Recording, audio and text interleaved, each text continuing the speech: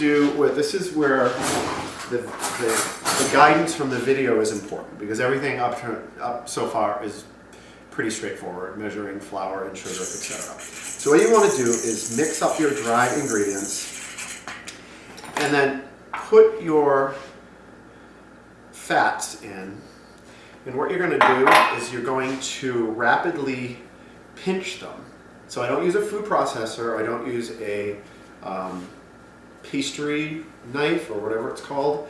I just use my fingertips. So this whole tart thing is an upper body workout, as you'll see. This is the first workout. So you're just going to peek it in here. You're just going to very, very rapidly just pinch it with your fingertips. And what you want to do is get it so that the fat and the flour is combined, and it's almost like the consistency of flakes of oatmeal. You're so delicate. This is the second one of these I did one earlier today. Well, I guess you don't have to go to the gym. I did one earlier this morning so that we have one ready. And I'm really sore from doing it. Oh, shit. All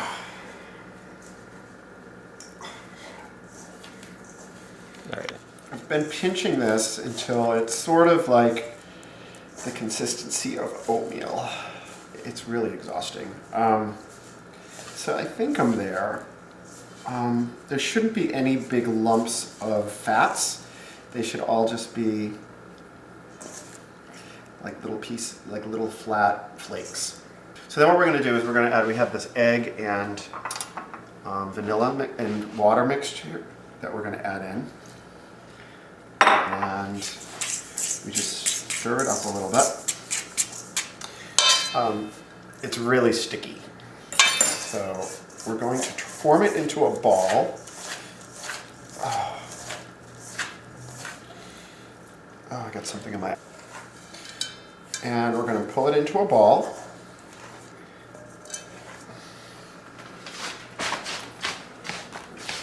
And then we go through the smear phase.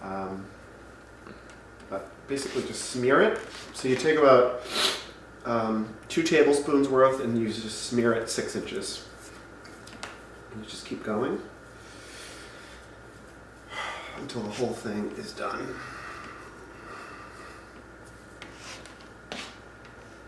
Okay, cut. Go. So now we're going to take this and we're going to put it into a ball.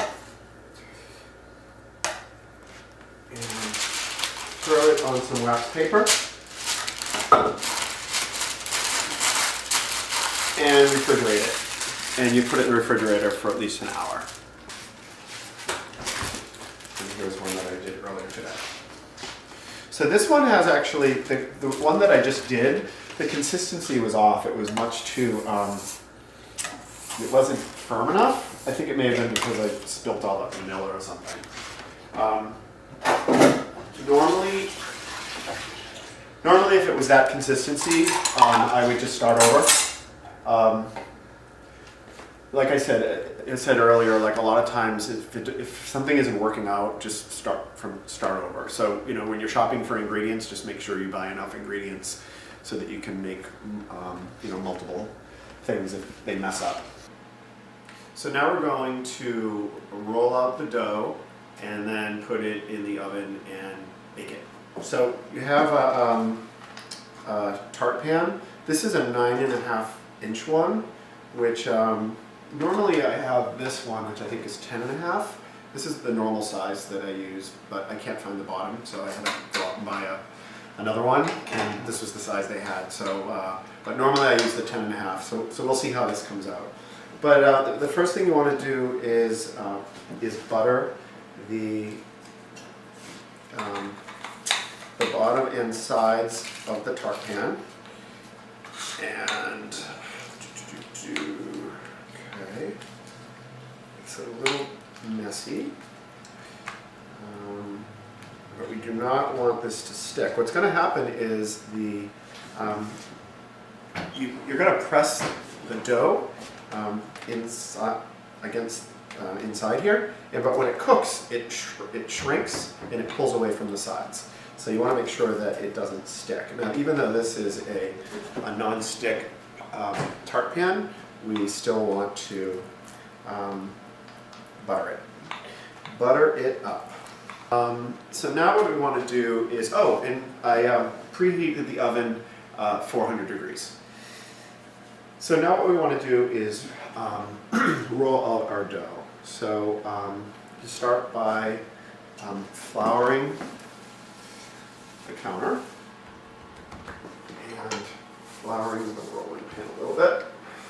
And then we want to take our dough out of the fridge. And this is the dough that's been sitting there for about an hour. And what you want to do is, I'm going to get a little bit of, so you want to start a little bit closer than halfway, and you want to roll away from you until just before the end, and then you turn it a quarter of a way and you repeat. So you start just before the halfway point, and then you go right before the end, and you just keep doing it until it becomes about the size of your tart pan.